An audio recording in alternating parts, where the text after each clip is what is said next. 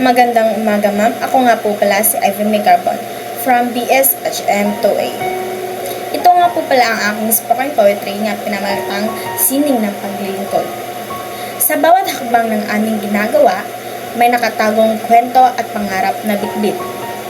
Ang kursong ito hindi lamang basta trabaho, kundi isang sining na pinagdahan-dahan ng lubos.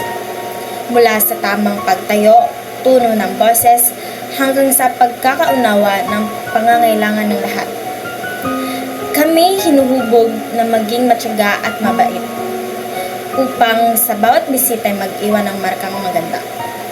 Sa init ng kusina kung saan amoy ay nakakaakit, sa silid na ginawang maaliwalas at malinis, sa hapagkainan na puno ng masarap na handa. Lahat ay inihahanda ng may puso at malasakit.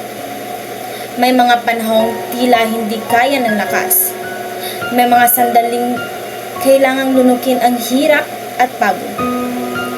Ngunit sa tuwing naririnig ang salitang salamat, ang lahat ay pagsisikap ay naging sulit at masagana.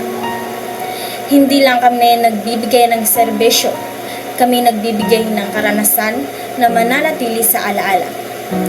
Ito ang aming tungkulin. Ito ang aming pagkakakilanlan, ang mga tagapag-alaga ng ginhawa at ligaya sa bawat ngiting inaalok kahit ang puso'y pagod, sa bawat pag-asasikaso kahit ang oras ay masikip. Pinapakita namin na ang tunay na yaman ng gawain ay hindi sa gantimpala kundi sa pagbibigay ng kapayapaan. Kami ang unang sumasalubong sa inyong pagdating, ang huli na magpapaalam ng may paggalang at pagmamalasakit. Sa bawat tanong na sinasagot, bawat kahilingan tinutugunan, pinapatunayan namin na paglilingkod ay isang marangal na dangal. Natutunan naming makiramdam kahit hindi sinasabi. Basahin ang damdamin sa simpleng galaw o tingin upang matugunan ang pangangailangan bago pa ito pahayag. Iyan ang lihim ng aming sinaing maging matalas at maingat kahit anong uri ng panahon o sitwasyong dumating.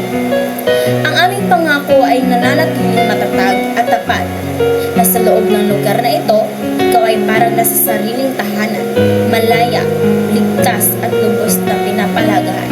Kaya patuloy kaming maglalakad sa landas na ito. May dalang pag-asa, karunungan at tugas ng pagmamahal.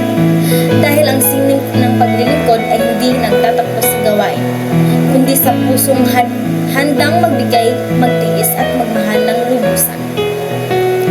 Yun naman po, ma'am, at maraming salamat.